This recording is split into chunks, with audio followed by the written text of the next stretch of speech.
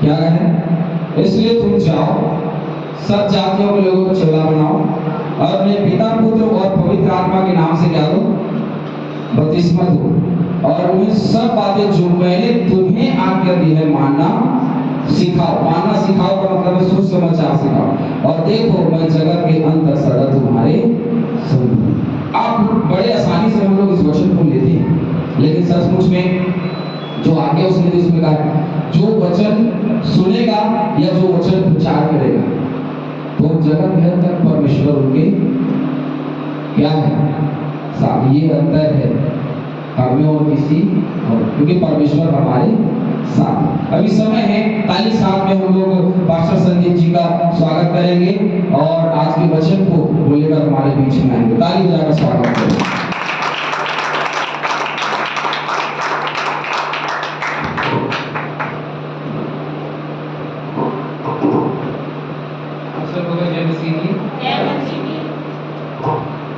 परमेश्वर पिता का धन्यवाद हो सारी आशीषों के लिए।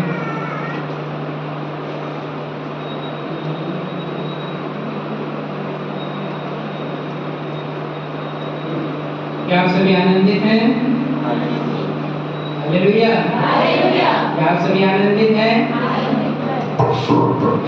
आनंदित है तो अच्छी बात है, क्योंकि स्माइल जो है या आनंद मन जो है वही परमेश्वर पिता को ग्रहण योग्य है। उदासी के साथ तो परमेश्वर की उपस्थिति में आना मना है, और हम उदासी के साथ यदि हम परमेश्वर के नाम की महिमा करें और उसके वचन की महिमा करें तो ये अधूरा हो जाता है। तो इसलिए आधे अधूरे मन से नहीं लेकिन सच्चे हृदय से बड़े आनंद के साथ परमेश्वर की महिमा और बड़ाई हम करने वाले हूँ। जैसे भाई ने परिचय दिया, बहुत ज़्यादा ही बोल दिए शायद, और खैर सारी बातों में परमेश्वर पिता को धन्यवाद हो। और मैं करनी रोड कोटा में सेवकाई कर रहा हूँ, और परमेश्वर के रूप से मैं और पाशा जी, आपके पाशा जी और भाई नहीं कहूँगा यहाँ से, पाशा जी, हम एक साथ सेवकाई प्रारंभ किए, एक साथ ही पढ़ने के लिए गए थे शायद। और इस बात के लिए परमेश्वर पिता को धन्यवाद हो सारी बातों के लिए। 3 साल बहुत अच्छे से व्यतीत हुआ, और वहाँ से निकलने के बाद भैया सेवकाई में तुरंत लग गए। वैसे ही मेरा फाइनल ईयर पूरा हुआ 2014 में, वैसे ही 2014 से करगी रोड कोटा में सेवारत हूँ मैं, और परमेश्वर पिता को धन्यवाद हो। आप सभी मुझे नहीं जानते होंगे, लेकिन मैं आप सबों के बीच में एक दीदी को मैं पहचान रहा हूँ। आप शायद करगी रोड कोटा गए थे क्या? तो श्रीमती अनीता जगत के यहाँ मैं आपको देखा हूँ, उनके घर के उद्घाटन। तो सर सारी बातों के लिए परमेश्वर पिता को धन्यवाद। हम एक दूसरे को पहचानते हैं और जानते हैं, इस बात के लिए प्रभु को धन्यवाद। मेरे प्रियो, हमारे जीवन में कई ऐसी परिस्थितियां आती हैं जहाँ पे ऐसा लगता है कि अब हमारा जो जीवन है वो डूबने की कगार पे है। हमारे जीवन में कई ऐसी बातें होती हैं, कई ऐसे उतार चढ़ाव आते हैं जहाँ ऐसा लगने लगता है कि अब हमारा जो जीवन है वो डूबने वाला है। और जब डूबने वाला है, हमें मालूम होता है कि अब तक डूबने ही वाला है, तब हमें स्मरण आता है कि यहोवा परमेश्वर हमारा साथी है।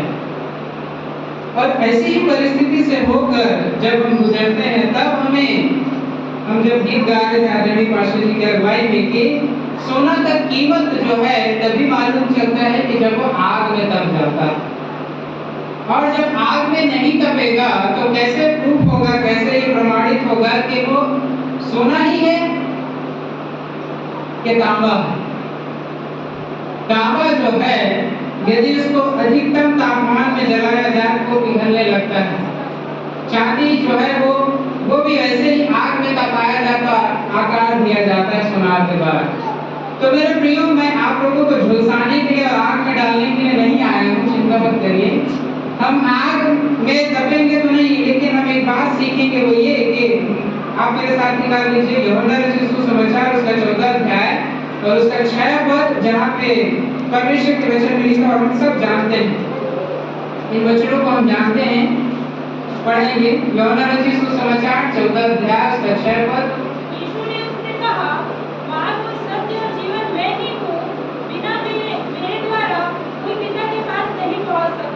नलवा।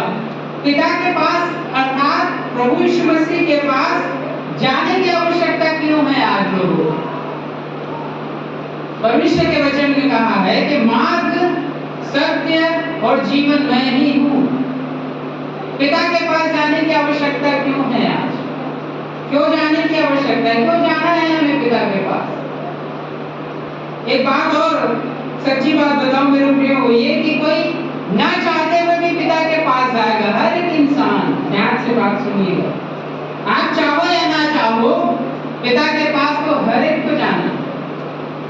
या तो आप और मैं जीवते अवस्था में पिता से मुलाकात कर लें, नहीं तो मरने के बाद तो वही जाना। वो दो स्थान जो रखा हुआ है, एक तो स्वर्गीय स्थान और एक अनंत आग का स्थान। वहां जाने से पहले उस स्वर्गीय सिंहासन के सम्मुख हमें खड़े होने की जरूरत है और हर एक को होना पड़ेगा, जहां पे मेरे और आपकी जीवन का किताब खुलेगा और कहेगा कि भाई तुमने क्या किया, इतने सालों में तुमने क्या किया है आज, है? जैसे हम राशन लेने के लिए जाते हैं या फिर और कुछ लेने के लिए जाते हैं और पुराना पेमेंट हमारा बचा हुआ पेड करने के लिए उधारी में लेकर आए, सबसे पहले जो साहूकार है वो कहता है कि भैया पिछले क्रिसमस का जो कपड़ा लिया था उसका कब देगा? तो वैसे ही हमारे जीवन में जब चिट्ठा खुलेगा तो परमेश्वर बोलेगा कि बेटा मैंने तुम्हें 60 साल, 70 साल, 80 साल, 100 साल का जीवन दिया, तुमने क्या किया? तुमने क्या किया? मेरे प्रियो, ये बात हमें जानने की जरूरत है कि मसीह यीशु ने क्या कहा? मार्ग और सत्य और जीवन मैं ही हूँ। और इस वचन को हम ऐसे भी पढ़ सकते हैं समझने के लिए। यीशु ने उनसे कहा जीवन का मार्ग मैं हूँ, जीवन का सच्चाई मैं हूँ और अनंत जीवन मैं। हालेलुया। जीवन की सच्चाई मसीह यीशु है, जीवन का मार्ग मसीह यीशु है और उसके अलावा कोई दूसरा है ही। मनुष्य का जो जीवन है वो प्रारंभ होता है माँ के गर्भ से। जैसे ही वो दुनिया में आता है उसकी यात्रा प्रारंभ होती है। बच्चा चलने सीखता है, मम्मी पापा बहुत खुश होते हैं, नाना नानी दादा दादी सब खुश होते हैं कि हाँ आज हमारा बच्चा चलना सीख रहा। और वो जो चलना प्रारंभ होता है मेरे प्रिय, अंतिम सिरे तक पहुंचता है जब तक कि वो कब्रिस्तान में ना पहुंच जाए। मैं और आप, तो ये जो यात्रा है, इसीलिए जब जीवन यात्रा है तो इसलिए प्रभु यीशु मसीह कहते हैं कि मार्ग मैं हूं। यदि मुझ में होकर कोई नहीं चलेगा तो वो पिता के पास नहीं जाएगा। पिता के पास मतलब अनंत जीवन में नहीं जाएगा। पिता के पास तो हम सबको जाना है। अनंत जीवन यदि किसी को चाहिए तो जरूरी है कि मसीह यीशु में होने की आवश्यकता है। मसीह यीशु के और मसीह यीशु में बहुत अंतर है। हम मसीह यीशु के कहलाते हैं, है ना?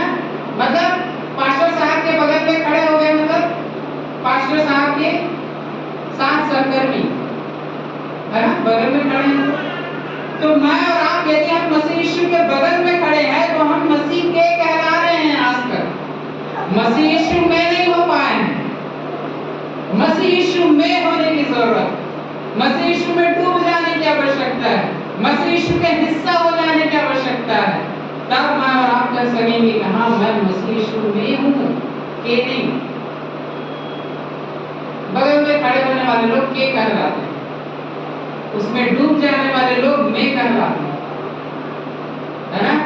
तो मेरे प्रियो, आवश्यकता है कि मैं और आप मसीह यीशु में हो जाएं। और जब मैं और आप मसीह यीशु में हो जाएंगे तब वो वादा करता है कि मार्ग मैं हूँ, तुम्हारे जीवन का रास्ता मैं हूँ। मसीह यीशु का तुम्हारा जीवन बिगड़ा हुआ है, अंधकार से डूबा हुआ है, समस्याओं से घिरा हुआ है, मैं तुम्हारे जीवन का मार्ग हूँ। यीशु ने कहा मार्ग मैं हूँ और सच्चाई भी मैं हूँ। सच्चाई है, वो परम सत्य है मसीह यीशु। तो मेरे प्रियो, ये बात यूं ही प्रभु यीशु मसीह ने नहीं कहा है, लेकिन ये बात उन्होंने प्रूफ करके दिखाया कि मैं जीवन का रास्ता हूँ। लाल समुद्र के निकट जब इस्राएली पहुंचे तब वो परेशान और कहने लगे, आप यदि निकालना चाहें तो मेरे साथ निकाल लीजिए। निर्गमन की पुस्तक उसका 14 अध्याय उसके 10 पद में ऐसा लिखा है, 10 पद से आगे पढ़ूंगा।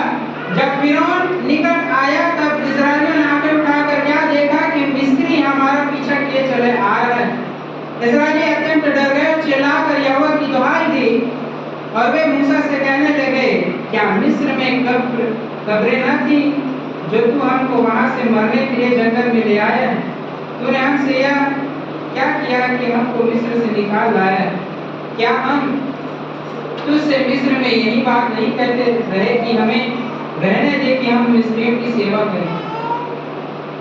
अर्थात इस्राएली कह रहे हैं कि भैया यहाँ मरने के लिए क्यों लाया है? क्या मिस्र में वहां पे कब्रिस्तान नहीं था क्या जो यहाँ पे बीच मैदान में लाया है मरने के लिए? है ना? आगे लिखा है, हमारे लिए जंगल में मरने की अपेक्षा मिस्रियों की सेवा करना अच्छा था। मूसा ने लोगों से कहा, डरो मत, खड़े खड़े वह उद्धार का काम देखो जो यहोवा आज तुम्हारे लिए करेगा, क्योंकि जिन मिस्रियों को तुम आज देखते हो उनको भी कभी न देखोगे। यहोवा आप भी तुम्हारे लिए लड़ेगा, इसलिए कि तुम चुपचाप रहो। Hallelujah, hallelujah, hallelujah, hallelujah. आप चाहे जितनी भी समस्याओं में है मेरे प्रियो, ये मिस्र से जब निकल रहे हैं इस्राएली 420 वर्ष के बाद, 430 साल के बाद, कहीं पे लिखा 20 कहीं पे 30, सामान्य बात नहीं है। 400 सालों से वो गुलामी में है। बेचारे मार काका के इतने, उनके चमड़ी इतना हार्ड हो गया है, सख्त हो गया है, मगरमच्छ की स्किन के समान हो गया है। मगरमच्छ का होता है ना जैसे खाल, वैसे ही हो गया मार काका के। अब वो निकल रहे हैं। आप कल्पना कीजिए कि जब निकल रहे हैं, पीछे मिस्र देश का राजा पीछे पड़ा हुआ, अपनी सारी सेना लेकर आ रहा है कि जिसको मिले उसको मार डाले, और सामने भी मृत्यु है, लाल सागर, पीछे मृत्यु है, सामने मृत्यु है। जाए तो जाए कहाँ जाएंगे मैं और आप? ये बात सामान्य लगता है हमें बाइबल पढ़ने के बाद, लेकिन मैं और आप उसमें डूब कर पढ़े और चिंतन करें तब समझ आता है कि मेरे पीछे मृत्यु है। अब तो ये वाला बात हो गया कि भैया आप अंडा लेंगे कि चिकन लेंगे, दोनों रखा हुआ है उसमें लाइन में। आदरणीय पास्टर जी, लाइन में रखा हुआ है, प्रीति भोज चल रहा है, अंडा भी रखा है बगल में, चिकन भी रखा हुआ है। अब पूछेगा, पास्टर जी पूछेगा कि अंकल या आंटी या बहन लोग जो भी, आप चिकन लोगे कि अंडा लोगे? वहां पे भी इस्राएली ऐसे ही मरने वाले हैं। परमेश्वर यदि पूछे कि बेटा तुम गर्दन कटवाओगे कि डूब के मरोगे, बताओ क्या करोगे, किसमें मरना चाहोगे? तभी इस्राएली कहने लगे कि क्या भैया इससे अच्छा हम मिस्र में रहते, क्या वहां कब्र नहीं था? अरे वहां मरते तो वहां भी मिट्टी मिल जाता है, यहाँ बीच में लाने का क्या मतलब? तो मेरे प्रियो, तो परमेश्वर का वचन हमें सिखाता और कहता है, मसीह ने कहा कि मार्ग मैं हूं। मेरे और आपके जीवन में भी कई बार ऐसी परिस्थिति आता है मसीही जीवन में कि पीछे भी मृत्यु है, आगे भी मृत्यु है, जाओगे तो जाओगे कहां? लेकिन मसीह यीशु पर विश्वास करिए मेरे। मूसा ने भी यही कहा कि डरो मत, हिया बांधो, जिन इस्राएलियों को तुम देखते हो आज से तुम कभी उसको देखोगे नहीं। हालेलुया। तो इसलिए जब मेरे और आपके जीवन में ऐसे कठिन समय आए और आपको लगे कि अब मरने वाले हैं, अब हम समाप्त होने वाले हैं, अब हमारा मसीही जीवन नष्ट होने वाला है, तो इन वचनों को याद करें कि मसीह यीशु मेरे जीवन का रास्ता है। Hallelujah, hallelujah. सारे रास्ते बंद हो जाएंगे, विश्वास रखिए कि मेरा रास्ता मसीह यीशु है। हालेलुया। और जब मेरे जीवन का रास्ता मसीह यीशु है तो उसका कोई माइंड चला नहीं है तो बंद कर देगा, है क्या? कोई नहीं है। क्या मसीह यीशु को कोई रोक सकता है क्या? कोई बांध सकता है क्या? कोई पकड़ सकता है क्या? इजरायली सेना प्रयास किए थे, इजरायलियों को जाने नहीं देंगे, यहीं पे हम दबोच के मार लेंगे, लेकिन ऐसा नहीं है। जो यहोवा परमेश्वर का भय मानता है और उसके रास्ते पे चलता है, उसके रास्ते को कोई बंद नहीं कर सकता है। इसलिए मेरे और आपके जीवन में ये बात होना चाहिए कि हमें स्मरण रखना है, हर बार हमें ये बात जानना है मेरे प्रियो कि मेरे और आपके जीवन का रास्ता मसीह यीशु है, और जब वो है तो हमें डरने की आवश्यकता नहीं है। आप मेरे साथ निकाल लीजिए उत्पत्ति की पुस्तक, उसका 6 अध्याय 14 से 18 पद पढ़ेंगे। आप जितने भी योद्धागण हैं, बाइबल पढ़ने वाले, जल्दी निकाल के पढ़ेंगे। जितना जल्दी आप पढ़ेंगे उतना जल्दी मेरा स्पीच खत्म होगा, नहीं तो लंबा होगा। इसलिए तू गोमेर वृक्ष की लकड़ी का एक जहाज बना ले, उसमें कोठरियाँ बनाना और भीतर बाहर उस पर जाल लगाना। इस ढंग से तू उसका ऊंच को बनाना। जहाज की लंबाई 300 हाथ और चौड़ाई 50 हाथ और ऊंचाई 30 हाथ की हो। जहाज में एक खिड़की बनाना और उसके एक हाथ ऊपर से उसकी छत बनाना, और जहाज की एक ओर एक द्वार रखना, और जहाज में पहला दूसरा तीसरा खंड बनाना। और सुन, मैं आप पृथ्वी पर जल प्रलय करके सब प्राणियों को उसके जीवन का प्राण है और आकाश के नीचे से नष्ट करने पर हूँ, और सबसे सब जो पृथ्वी पर है मर जाएंगे। धन्यवाद। परमेश्वर के वचन में लिखा है कि जब नूह ये बात प्रचार करता है मेरे प्रियो के, दुनिया जो है जल समाधि में बदलने वाला है। दुनिया के लोग जो है, यदि आप लोग मन नहीं फिराओगे, यदि आप लोग मेरी नाव में नहीं चढ़ोगे, एक सवाल है आप लोगों से मेरे प्रियो, बताइएगा आप यदि जानते हैं तो, और वो ये कि क्या नूह केवल अपने परिवार के लिए जहाज बनाया था? सारे लोगों के लिए। जब वो नर और नारी करके हर जीव जंतुओं को, पक्षियों को, स्तनधारियों को, सबको रख सकता है, तो क्या वो व्यक्तिगत दुश्मनी से ग्रसित था क्या, जो गांव के लोगों को नहीं बैठाता? सबके लिए बनाया था कि जितने लोग वहां आसपास हैं, वहां जीवन का स्वाद जिनके अंदर है, वो हर एक प्राणी मन फिराए और उसके जहाज में बैठ जाए। एक छोटा सा बात हम सीखेंगे। वो 100 साल तक नूह प्रचार करता रहा, जहाज बनाता रहा, प्रचार किया, जहाज बनाया, प्रचार किया, जहाज बनाया। और खासियत की बात आपको बताऊं कि नूह जिस स्थान पर जहाज बना रहा था वो रेगिस्तान था। क्या था? रेगिस्तान था। ऐसा नहीं कि वहां उसके जहां पे जहाज बना रहा है उसके बगल से एक नदी बह रही है, वैसा नहीं है। रेगिस्तान था, रेत ही रेत चारों तरफ है, बियाबान है, न पेड़ है न पौधे हैं। जब वो प्रचार करने के लिए जाता होगा, बड़ा बुजुर्ग व्यक्ति है, तब किसी ने विश्वास नहीं किया, बल्कि ये बोले होंगे कि सटिया गए डोकरा, 60 साल के हो गए, कहाँ पढ़ा ये टाइम? लोग बात बोले पागल हो गया, यहाँ कहाँ बियाबान है, ये रेगिस्तान है, यहाँ कहाँ पानी गिरी? या गिरी भी तो भैया इतना साल से सूखा है, सब समाप्त हो गई, रेत खुद पी जाएगी। यही बोलेंगे। जब वचन प्रचार होता है मेरे प्रियो, जब समस्या नहीं आया रहता है, तो लोग बात यही सोचते हैं पास्टर सटिया गए। और जिन दिन सही में मसीह यीशु आ जाए वो दिन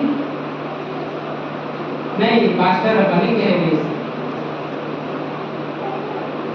तो मेरे प्रियो, ये बात तब भी लागू होता है, ये बात आज भी लागू होता है कि आज जब आपके पास्टर, प्रचारक और प्रभु के दास लोग जब सिखाते हैं कि मन फिराओ और नया जीवन जियो, तो हमें ऐसा लगता है नहीं होगा, कहाँ बोले देखे नरक जिन कहीं दिन देख रही है, अभी बड़ी न मारा था तुम्हें, ये बात होता है। लेकिन वास्तविकता तो ये है कि कटु सत्य है, क्योंकि वचन में लिखा है कि एक बिंदु भी बिना पूरा हुए नहीं समाप्त होगा, नहीं टलेगा। वो परमेश्वर का वचन है, पूरा हुए होके रहेगा। उसी का 6 अध्याय का 22 पद पढ़ेंगे। परमेश्वर की इस आज्ञा के अनुसार नूह ने किया। धन्यवाद।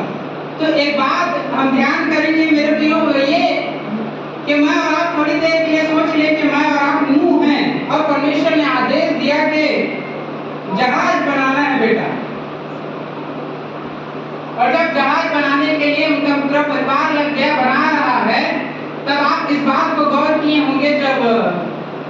आ रहा था परमेश्वर का वचन। सब कुछ बनाने के लिए बोला कि लंबाई इतना हाथ होना चाहिए, चौड़ाई इतना हाथ होना चाहिए, ऊंचाई इतना हाथ होना चाहिए, 3 भाग होना चाहिए, 2-2 करके हर एक जंतुओं को लेके रखना।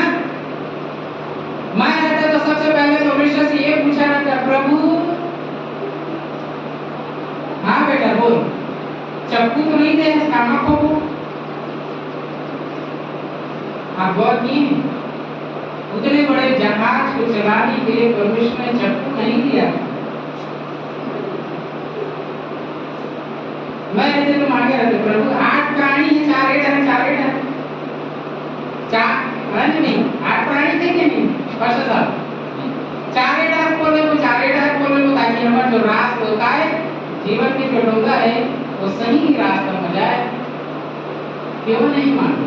मैं रहता तो मांगा रहता, प्रभु 8 टन खोए के बनाने का जिनको कोको को डाला था।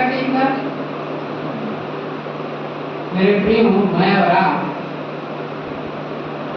इसी बात की मांग करते हैं। आज हमारा जीवन जब संघर्ष में होता है, जब हमारे जीवन में तकलीफें आती हैं, तब हम आज भी यही मांग करते हैं कि प्रभु मुझे आप पर भरोसा नहीं है, मुझे चप्पू चाहिए जिससे मैं अपने जीवन को चला सकूं।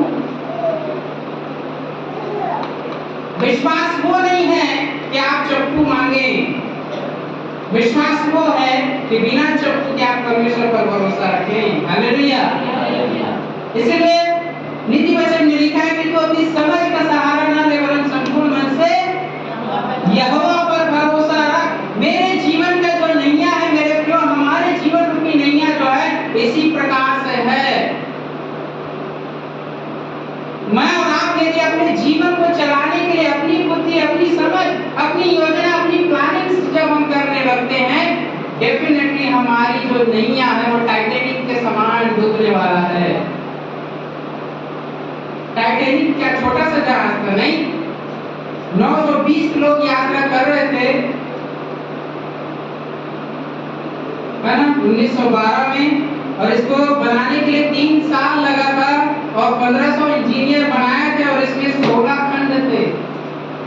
इसका कैप्टन जो है वो स्मिथ नाम का एक लीडर था और ये आरएमएस टाइटैनिक था। ये इंग्लैंड से न्यूयॉर्क के लिए जा रहा था पहली बार। इसीलिए हमें ये बात सीखना है मेरे प्रियो कि हम अपने जीवन को अपनी इच्छा से चलाने का प्रयास न करें। आजकल गूगल का जमाना है, गूगल जमाना, आई लोग ध्यान दीजिए। अब दादी या नानी या पापा पूछे कहा कर रहा था, तेरी नाम क्या डोगरी सटिया गया, गूगल चला, क्या जानते डिजिटल। लेकिन एक बात बहुत करेंगे मेरे प्रियो ये कि आपके बड़े बुजुर्ग जो आपको शिक्षा दे रहे हैं या परमेश्वर का भय मानना सिखा रहे हैं, वो उससे भी कीमती है।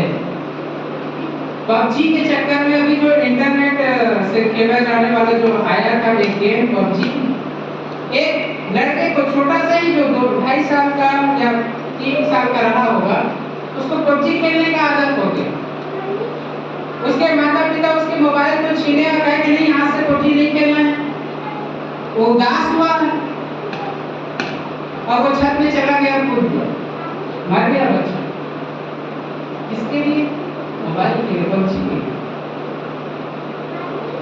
तो मेरे प्रियो परमेश्वर का वचन हमें सिखाता है वो ये कि हमारे बड़े जो हैं, जो हमें शिक्षित करते हैं, जो हमें जीवन के रास्ते के बहुमूल्यता को बताते हैं, उनका आदर करो, उनकी बातों को सुनो, क्योंकि जिस दिन आप सुनना छोड़ देंगे उसी दिन आप डूब जाने वाले हैं।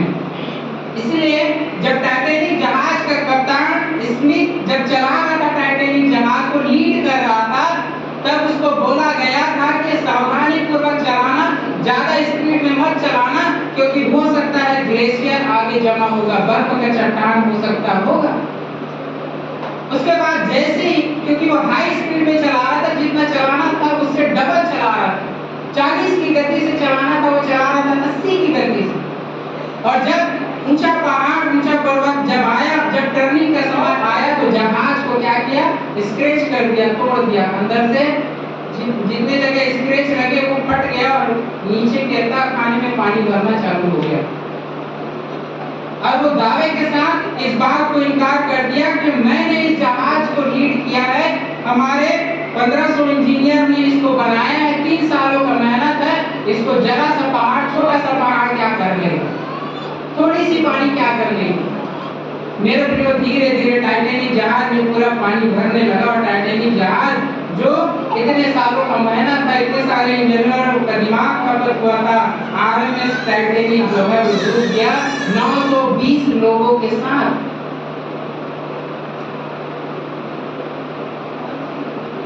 सात अध्याय उत्पत्ति उसके 15 से 16 पद पढ़ेंगे।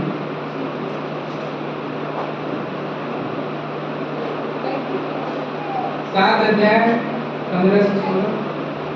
जितने प्राणियों में जीवन का प्राण था, जातियों में से 2 लोग उसके पास समाज ले गए, और जो गए थे परमेश्वर की आज्ञा के अनुसार सब जाति के प्राणियों में से नर और मादा गए। तब यहोवा ने जहाज का बाँध बंद कर दिया।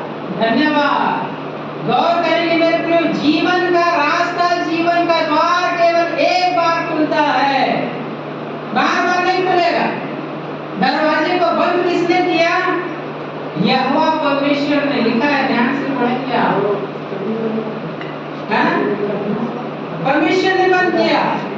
मैं और आप इस कहानी को जब हम पढ़ के निकल जाते हैं तो हमें ऐसा लगता है कि हो सकता है जहाज को बनाए नूह ने, पर नूह ने बंद किया होगा। भाई गेट तो उसी ने बनाया भैया, उतने बड़े जहाज के इंजीनियर वही है, वही बंद किया होगा। वो नहीं किया। लिखा है कि उस जहाज का द्वार यहोवा परमेश्वर ने बंद कर दिया। जीवन का जो द्वार है मेरे प्रियो, जीवन में प्रवेश करने के लिए केवल एक बार खुलता है, एक बार सिर्फ। और एक बात कब हमें पता है मेरे प्रियो? आज इसी वक्त, क्योंकि कल मैं जिंदा रहूंगा नहीं रहूंगा मुझे खुद को नहीं मालूम। इस पुलपिट से नीचे उतरते समय पता चला इससे गिर गया, उससे टकरा गया, मर गया, तो जानता है क्या अगला कल क्या होगा? कोई नहीं जानता। तो वो कब है समय? वो आज और इसी समय। मैं और आप उसमें प्रवेश कर जाएं। द्वार है वो जीवन है, वो जीवन का नैया है, उसमें प्रवेश कर जाओ, जिससे मैं और आप क्या है? ये संसार अंधेरे से भरा पड़ा है मेरे प्रियो। जैसे पानी से भरा पड़ा था, वैसे ही ये संसार बुराइयों से, अंधकार की शक्तियों से और अनेक प्रकार की समस्याओं से परिपूर्ण है। लेकिन मैं और आप यदि मसीह यीशु में प्रवेश कर जाते हैं, उसके साथ होकर हम चलना चाहते हैं, तो परमेश्वर हमें उन बुराइयों से ऊपर उठाकर जीवन के उस जहाज में बैठाकर हमें उस पार ले जाएगा। हालेलुया।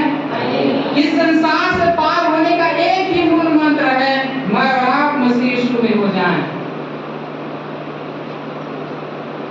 जहाज पानी के ऊपर तैरता है, मसीह यीशु बुराइयों के ऊपर आपको रखेगा। हालेलुया। बुराइयां आपको नहीं डुबा पाएंगी।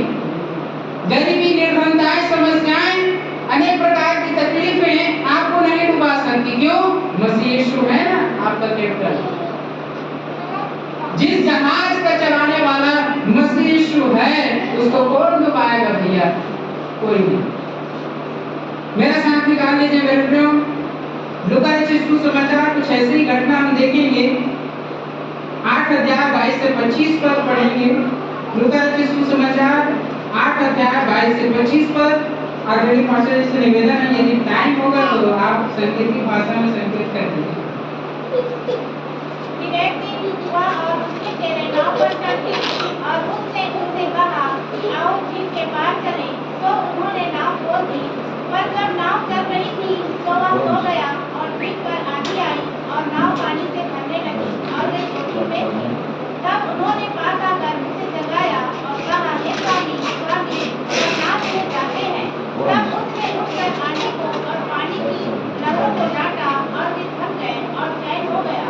और उसने उसे कहा, तुम्हारा विश्वास कहाँ था? पर वे डर गए और अचंभित होकर आपस में कहने लगे, यह कौन है जो आंधी और पानी की आज्ञा देता है और वे उसकी मानते हैं। हालेलुया। हालेलुया। मेरे प्रियो, मैं यीशु में विश्वास करते हैं? कितने लोग करते हैं? हाथ उठाएं। इतना कम करते हैं, हाथ रखते रहते हैं। कितने लोग करते हैं? धन्यवाद। आप लोगों को तकलीफ दिया इसके लिए सॉरी। यदि आप लोगों को हाथ उठाने के लिए बता रहा हूं। मेरे प्रियो, विश्वास हम तब प्रमाणित कर पाएंगे कि मैं विश्वास करता हूं जब मैं और आप कठिन समय में होंगे, है ना? विश्वास तो हम सब लोग करते हैं, लेकिन उस विश्वास का प्रकटीकरण जब तक मैं और आप नहीं कर पाएंगे तब तक हमारा विश्वास कैसे कहना है? इसलिए प्रकटीकरण के समय में मसीह यीशु ने क्या कहा? देखो 22 पद से आगे जो पढ़ा गया लिखा है, 25 पद पढ़ूंगा। तब उसने उनसे कहा, तुम्हारा विश्वास कहाँ था? उससे पहले पढ़ूंगा 24 पद से। और उन्होंने पास आकर उसे जगाया और कहा, स्वामी स्वामी, हम नाश हुए जाते हैं।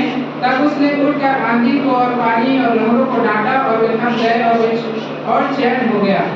तब उसने उससे कहा, तुम्हारा विश्वास कहाँ था? मेरे प्रियो, जब लहरें हमारे जीवन में आती हैं, जब हमें डुबाने का प्रयास करती हैं, बीमारी के रूप में, निर्धनता के रूप में, तकलीफों के रूप में, विकट परिस्थिति के रूप में, तब जाके हमें एहसास होता है कि हाँ, कभी खोजी कहाँ है प्रभु यीशु मसीह? डेढ़ हाथ उधर रहता है करती ना जाने करती ना मारती। मेरे प्रियो, कई बार हमारे जीवन में ऐसे भी होता है, जब समस्याएं आती हैं तब दवाई हर क्या आती है, तब बात स्मरण आते कि हाँ भैया इसे करना चाहिए, इसे कर लेना चाहिए। वैसे ही यहाँ पे है कि जब डूबने वाले हैं तब उसके चेहरे जाकर बोले, हे प्रभु यीशु मसीह, कितना सोओगे? स्वामी, अब इधर कहाँ सोए जा रहे हैं? आप सो रहे हैं, आप आराम कर रहे हैं, हम हमेशा के लिए सोने वाले हैं। आप तो कुछ समय के लिए सोने वाले हो। नदी में यदि हम डूब जाएंगे तो हम हमेशा के लिए सो जाएंगे। तब एहसास हो रहा है प्रभु यीशु मसीह कहती है, हरकत में कुछ पता नहीं कहती है प्रभु यीशु मसीह वही बोल रहा है। तब बुजुर्ग भैया कहती है प्रभु यीशु मसीह, मेरे और आपके जीवन में ऐसे ही होता है। मेरे को साल भर कभी हुआ प्रार्थना नहीं करेंगे, नहीं जाएंगे चर्च, व्यक्तिगत आराधना नहीं करेंगे, प्रार्थना नहीं करेंगे, प्रभु का नाम भजन नहीं करेंगे। जब 60 प्लस हो जाएगी, 80 प्लस हो जाएगी, जब हाथ धोना कांपने लगी, तब प्रभु याद आई, प्रभु तो बोले जाएगा प्रभु। मैं बताया मैं सबसे शुरू में जानना तो वही है।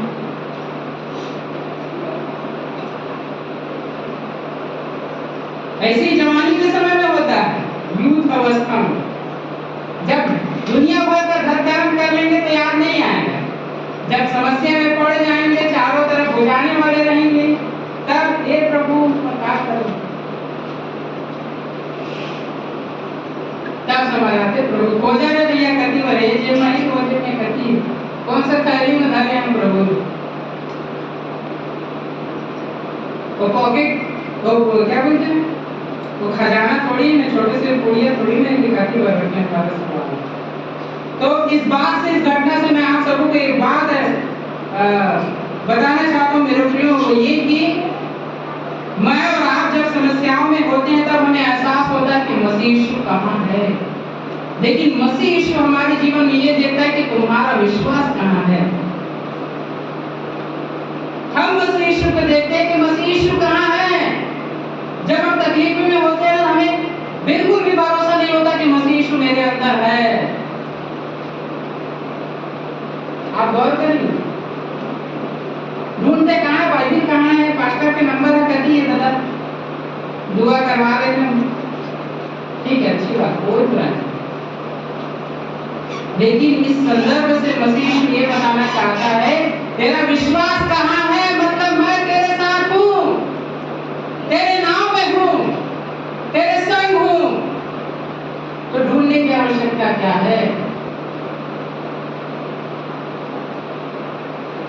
वो 2 रुपया वाले वो थोड़ी रहे, राधा सब कति रहे, मेरे प्रियो मसीह यीशु जीवन है। जब मेरे और आपके जीवन में यदि संघर्ष का समय आए, तकलीफ आए, तो ये बात याद रखें, मसीह यीशु आपके हृदय में है। हालेलुया। क्या क्या प्रभु यीशु मसीह ने, क्या तुम नहीं जानते कि तुम परमेश्वर का मंदिर हो, परमेश्वर का आत्मा तुम में वास करता है। जब हम में वास करता है, जब हमारे साथ रहता है, तो उसे खैनी के समान ढूंढने की जरूरत नहीं है भाई, वो है आपके जीवन में है, आपके हृदय में है। बस आप आंख बंद करिए और महसूस करिए कि वो जो बीट है, वो हार्ट बीट है, उसी के भीतर मसीह यीशु है। हालेलुया। ये बात जाननी पड़ेगी। इसीलिए चाहिए मेरे प्रियो कि मैं और आप मसीह यीशु के बनकर ना रहे, मसीह यीशु में हो जाए। शुरू में भी बात में कहा, चेले यहाँ पे के बनकर रह रहे हैं, आप मसीह यीशु के साथ यात्रा कर रहे हैं, मसीह यीशु के संग हम चल रहे हैं। मसीह यीशु में हो जाने की जरूरत है, तब जाके भयभीत होने की आवश्यकता नहीं होगी। क्यों? क्योंकि विश्वास होगा कि मेरा मसीह मेरे जहाज में है, मेरा मसीह मेरे संग है, और जब मेरे संग है तो कोई भी समस्याएं, कोई भी तूफान हमें डुबा नहीं सकेगा मेरे को। इसलिए मसीह यीशु एक बात बोलते हैं मेरे प्रियो, मरकुस रचित सुसमाचार 4 अध्याय के 35 पद पढ़ेंगे। प्रभु यीशु मसीह चाहता है कि एक एक व्यक्ति, एक एक विश्वासी, एक एक जन उसके संग बोले। पढ़ेंगे मरकुस 4:35। उसी ने जब काम की और उसने चेलों से कहा, आओ हम पार चलें, और वे नदी को छोड़कर जैसा वक्त था वैसा ही उसे नाव पर साथ ले चले, और उसके साथ और नाव किनारे थी। तब बड़ी आंधी आई और पहले नाव पर यहाँ तक गई, वह पानी से भरी जाती थी, पर वह आग पीछे हाथ में धरती पर सो रहा था। तब उन्होंने उससे जगाकर उससे कहा, हे मूर्ख, क्या तुझे चिंता नहीं कि हम नष्ट हुए जाते हैं? तब उसने उठकर आंधी को डांटा और पानी से कहा, भाग जाओ, थम जाओ, और आंधी थम गई और बड़ा चैन हो गया। और उसने उससे कहा, तुम क्यों डरते हो? क्या तुम्हें अकल विश्वास नहीं? वे अपनी रह गए और आपस में बोले, क्या कौन है कि आंधी और पानी की आज्ञा मान देगा? धन्यवाद। अभिषेक आपको बोलता है कि आशीष मेरे प्रिय प्रभु यीशु मसीह ने कहा मरकुस 4:35 में, आओ हम पार चलें। किस पार? उस पार, इस पार नहीं। इस पार मृत्यु है, इस पार सांसारिक जीवन है, उस पार अनंत जीवन है। हालेलुया। इस पार पीड़ा है। जैसे ही हमारा उम्र हो जाएगा 40-45 के, माड़ी अब की रात में क्या करूं, माता की रात है, हाथ गोड़ की रात किसी देर को, यहाँ तकलीफें हैं, यहाँ पीड़ाएं हैं, इस बॉडी में, इस शरीर में जो मिट्टी का बना है। मसीह यीशु कहता है कि आओ हम पार चलें। मसीह यीशु उस पार ले जाना चाहता है। क्या किया नूह के परिवार को प्रभु ने? जो इस पार थे, परमेश्वर ने उस पार लेके गया। अरारात पहाड़ पर उसका जहाज टिका दिया। Hallelujah, hallelujah. तो मेरे और आपके जीवन को मसीह यीशु नहीं चाहता कि इस पार समाप्त हो जाए, इस पार सांसारिक जीवन में लिप्त होकर नष्ट हो जाए, नहीं चाहता मेरे को। मसीह यीशु चाहता है कि हम उसके संग होकर उस पार चले जाएं। क्यों? क्योंकि उस पार जीवन है, अनंत जीवन है। प्रभु यीशु मसीह ने कहा ना, मार्ग और सत्य और जीवन मैं, इस पार जीवन नहीं, उस पार जीवन। इसीलिए प्रभु यीशु मसीह कहते हैं कि आओ हम पार चलें। इसी पार हम तैरते रहेंगे, इसी पार हम बैठे रहेंगे तो कुछ नहीं मिलने वाला। यहाँ केवल पीड़ा है, समस्याएं हैं, दुख और मुसीबत है, लेकिन उस पार अनंत जीवन है मेरे प्रभु। उत्पत्ति उसके 4 अध्याय के 8 पद में लिखा है कि जहाज जो है अरारात नामक स्थान में जाकर और पर्वत में जाकर क्या हो गया? टिक गया।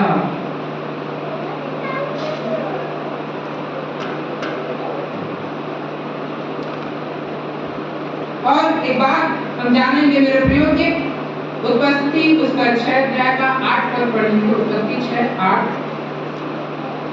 परंतु यहोवा के अनुग्रह की दृष्टि उन पर बनी रही। क्योंकि एक बार और पढ़ेंगे। परंतु यहोवा के अनुग्रह की दृष्टि उन पर बनी रही। नूह पर बनी रही, क्योंकि यहोवा की दृष्टि जो है नूह पर बनी रही। मेरे प्रियो, यदि आज मैं और आप चाहते हैं कि परमेश्वर की अनुग्रह की दृष्टि मुझ पर, मेरे परिवार, मेरे बाल बच्चे, मेरे नाती पोते पर, मेरे घराने, मेरे समाज, मेरे कलीसिया पर, मेरे गांव के लोगों पर बनी रहे, तो जरूरी है। एक बहन, मेरे सेवकाई के दौरान एक बहन मेरे कलीसिया की पास आकर पूछी कि पास्टर भैया एक सवाल है। मैं बोला बोलिए। हम इतना दुआ प्रार्थना करते हैं लेकिन हमारे जीवन से समस्याएं क्यों नहीं जाती?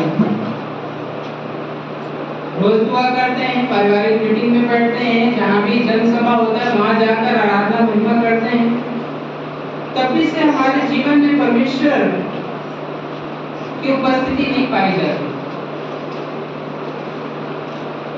क्या परमेश्वर हमको नहीं देखता है स्वर्ग से? उसका सवाल।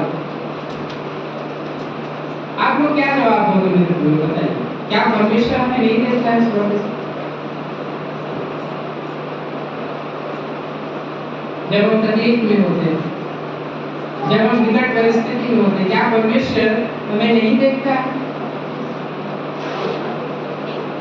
देखता है, लेकिन उसमें भी शर्त है। यदि मैं खुद मसीह यीशु को नहीं देखूंगा तो काहे के लिए देखेगा? नहीं देखेगा। जब मसीह यीशु को मैं खुद ही नहीं निहारूंगा, मसीह यीशु मुझे क्यों निहारेगा? वो ठेका लिया है क्या? साल भर सच्चे मन, सच्चे हृदय से मैं खुद मसीह यीशु को नहीं निहारूंगा, मसीह यीशु के अनुग्रह की दृष्टि मुझ पर नहीं बनी। क्या लगता है आपको? केवल जहाज बनाने के समय में प्रार्थना किया क्या? होम बलि चढ़ाया? नहीं। जब से वो यहोवा परमेश्वर का बचपन से भय मानता हुआ चलता रहा, और खरा व्यक्ति उसके विषय में लिखा है, उसके जैसा कोई खरा और सच्चा व्यक्ति नहीं था पृथ्वी में उस समय। जब मैं और आप प्रभु यीशु मसीह को नित्य निहारेंगे, मसीह यीशु नित्य मुझे और आपको निहारेगा। जब हम केवल पीड़ा में, तकलीफ में, जब हाथ बढ़ के आई तबे देखबो और बाइबल लपड़बो और दुआ करबो, तो केवल एक बात यहाँ आनी बाकी होगी। हाँ भाई, वो तो कभी क्या सोता नहीं है, बच्चे में लिखा है। लेकिन ये लिखा है कि परमेश्वर पाप करने वालों के विमुख हो जाता है, लिखा है। इसलिए पढ़ेंगे मेरे प्रिय भजन संहिता 121:1, 123:1 दोनों एक पर। भजन क्रमांक 121 का 1, भजन क्रमांक 123 का 1। मैं अपनी आंखें पर्वतों की ओर लगाऊंगा, मुझे सहायता कहाँ से मिलेगी? ईश्वर में विराजमान मैं अपनी आंखें तेरी ओर लगाता हूँ। धन्यवाद। मुझे और आपको जरूरी है कि मैं अपनी आंखें यहोवा परमेश्वर की ओर लगाऊं। अब थोड़ी देर हम कल्पना करेंगे मेरे प्रियो कि नूह की आंखें कहाँ लगी थी? बताइए। जहाज पर, आठ प्राणी उसके परिवार पर, जीव जंतु पर, किसके ऊपर? परमेश्वर पर। Hallelujah, hallelujah. यदि वो चाहता तो वो रेगिस्तान को देखता रहता, यदि वो चाहता तो अधूरे बने हुए जहाज को देखता रहता जिसमें चप्पू नहीं है चलाने के लिए। यदि वो चाहता तो अपने 8 प्राणी परिवार को देखता रहता। यदि वो चाहता तो जो संसार के लोग पाप और बुराई और व्यभिचार में लिप्त थे उनको देखता रहता। लेकिन उसकी आंखें कहाँ लगी थी? परमेश्वर की ओर। हमारे जीवन में चाहे जीवन कैसे भी हो, अस्त व्यस्त हो, अधूरा हो, पर्यटन है जिसको बोलते छत्तीसगढ़ी में, जैसे भी कुड़ी का पानी जैसे निकल रहा है, कोई फर्क नहीं पड़ेगा। संसारिक दृष्टिकोण से मेरे और आपके जीवन का जो मैनेजमेंट है, हो सकता है ऐसे ही अस्त व्यस्त पाए जाते होंगे, लेकिन मेरे और आपकी आंखें यदि यहोवा परमेश्वर की ओर लगी हैं, यदि मैं और आप अपनी आंखें यहोवा परमेश्वर की ओर लगा कर रखे हैं, भरोसा रखें मेरे प्रियो, आपके ऊपर यहोवा परमेश्वर की दृष्टि बनी हुई है। हालेलुया। एक एक पलों को देखता है, यहाँ तक कि वो इस बात को भी निहारता है कि मेरे बेटे और बेटी परमेश्वर के भवन में बैठे। एक एक कदम मेरी बेटी या मेरा बेटा अभी 2 कदम चलेगा, वो कहीं गिर ना जाए, संभालता है परमेश्वर पीछे से। तो पिता है ना। तो हमारी आंखों को मेरे प्रियो जरूरी है कि हम प्रभु की ओर लगाएं, है ना। यदि मेरी और आपकी आंखें परमेश्वर पिता की ओर नहीं लगी हुई हैं, या हम अन्य बातों की ओर अपना ध्यान केंद्रित कर रहे हैं, तो जरूरी है कि अभी समय है कि मैं और आप अपनी आंखों को उन बातों से हटाकर मसीह यीशु में लगाएं, परमेश्वर में लगा लें। जब मैं और आप अपनी आंखें परमेश्वर पिता में लगा लेंगे, तब चाहे मैं और आप बच्चा हूँ, नौजवान हूँ, बड़े बुजुर्ग हो, वृद्ध हो या अति वृद्ध हो, परमेश्वर हमारे ऊपर अपनी आंखें लगा रहे हैं। क्योंकि हर उम्र में, ध्यान से सुनिएगा, क्योंकि हर उम्र में परमेश्वर की आवश्यकता है। हम जवानों को लगता है, जब जवानी की अवस्था में हम सब होकर गुजरते हैं, तो हमें लगता है अभी प्रभु की जरूरत नहीं है, अभी हाथ बड़ा थोड़ी काम करते हैं, अभी तुम्हारे अंदर स्ट्रॉन्ग ताकत है। आजकल की अवस्था में, आजकल की जीवन शैली में बीपी और शुगर जैसे जो बीमारी है, पता ही नहीं चलता, 18+ किसी भी व्यक्ति को हो जाता है। हो रहा है नहीं हो रहा है, आप भी इसको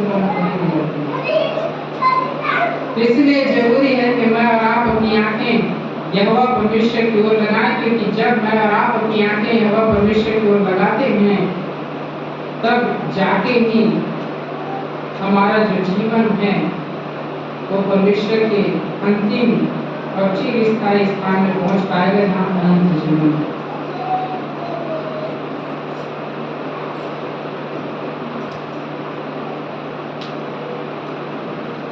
उत्पत्ति उसका 8 अध्याय और उसका 20 पद से लेकर 22 पद तक, ये अंतिम वचन मैं पढ़ूंगा, उसके बाद मैं अपनी बातें समाप्त करूंगा। उत्पत्ति उसका 8 अध्याय 20 पद से लेकर 22 पद तक पढ़ूंगा। तब नूह ने यहोवा के लिए एक वेदी बनाई और सब युग पशुओं और सब शुभ पक्षियों में से कुछ लेकर वेदी पर वो बलि चढ़ाया। इस पर यहोवा ने सुगंध पाकर सोचा, मनुष्य के कारण मैं फिर कभी भूमि को साफ न दूंगा। यद्यपि मनुष्य के मन में बचपन से जो कुछ उत्पन्न होता है वह विनष्ट होता है, तो भी जैसा मैंने सब जीवों को अब मारा है, वैसा उनको कभी न मारूंगा। अब से जब तक पृथ्वी बनी रहेगी, तब तक बोने और काटने के समय ठंड और तपन और भूखकाल और शीतकाल, दिन और रात निरंतर चलते जाएंगे। मुझे यहाँ आने के बाद ये बात पहली बार मुझे पता चला, आने से पहले नहीं मालूम था कि आज मैं और आप यहाँ पे हम धन्यवादी पर्व के रूप में आज हम आराधना कर रहे हैं। तो उसी विषय से संबंधित कुछ बातें जो मैं धारण किया तो यूहन्ना 14:6 से ही जुड़ा हुआ। मेरे प्रिय, हम देखेंगे और पाते हैं कि परमेश्वर ने आदेश दिया कि जितने भी शुद्ध प्राणी हैं उनमें से तुम 7 जीव जंतुओं को इकट्ठा करना, और जो अशुद्ध प्राणी हैं उनमें से 2-2 करके। तो ये सवाल पैदा होता है कि परमेश्वर ने 7 के संख्या में क्यों रखा हो। तो ये बात सामने आता है कि 7 तो जो है वो परिपूर्णता का प्रतीक है, शुद्धता का प्रतीक है, शायद इसलिए। और दूसरी बात है वो ये मेरे प्रियो कि 7 इसलिए, देखो जोड़े में रखने का आदेश दिया परमेश्वर ने, एक नर एक मादा करके रखना, लेकिन जब शुद्ध पशुओं को रखने की बात आई तो उन्होंने कहा कि 7 रखना। तो जो एक्स्ट्रा रह गया था ना, 3 का जोड़ी 3 हो गया, 6 हो गए, 1 बच गया।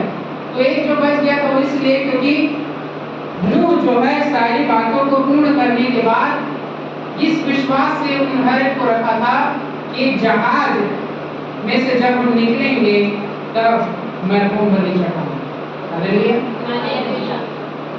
अभी कहा जहाज पानी में तैर रहा है, तैरने वाला है, तो तूफान आने वाला, पानी गिरने वाला है, इससे भी पहले एक विश्वास उन्होंने किया, वो ये कि एक एक्स्ट्रा उन्होंने रखा। क्यों? क्योंकि उसे विश्वास था कि जब मैं जिस दिन मैं उस जहाज से निकलूंगा, क्या वह परमेश्वर पिता को धन्यवाद स्वरूप मैं बलि चढ़ाऊंगा। हालेलुया। मेरे प्रियो, जब भी मेरे और आपके जीवन में जब परमेश्वर हमारे कार्यों को सफलता प्रदान करता है, जब हमारे जीवन की यात्रा सफल होते हैं, हमारे सपने साकार होते हैं, बहुत सारी बातें हैं जो हम प्रार्थना में मांगते हैं और परमेश्वर सुनकर प्रत्युत्तर देता है, हमें हर बातों के लिए परमेश्वर पिता को धन्यवाद देना चाहिए, क्योंकि परमेश्वर पिता हमें मुफ्त में जीवन दिया है ना। एक बात हम अधिकतर कहते हैं, आप भी सुने होंगे मेरे प्रियो, कि परमेश्वर पिता जो हमें जीवन देता है, जो हार्ट बीट बिना रुके चल रहा है, हृदय गति, इसमें केवल 8 आना का टैक्स लगा दे। कितना?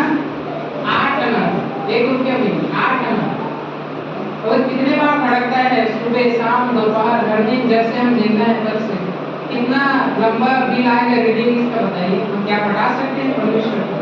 एक सांसों का भी यदि 1 पैसा भी परमेश्वर ले तो हम नहीं पढ़ा पाएंगे। इसलिए जो सांसें चल रही हैं, जो धड़कन चल रहा है, जब वह परमेश्वर का दिया हुआ है, तो आइए हम सब परमेश्वर पिता को इससे बढ़कर दें, अपना मन, अपना जीवन, अपना परिवार, अपना समाज प्रभु को दे दें, जिससे परमेश्वर हमें और बढ़ाए। प्रभु सब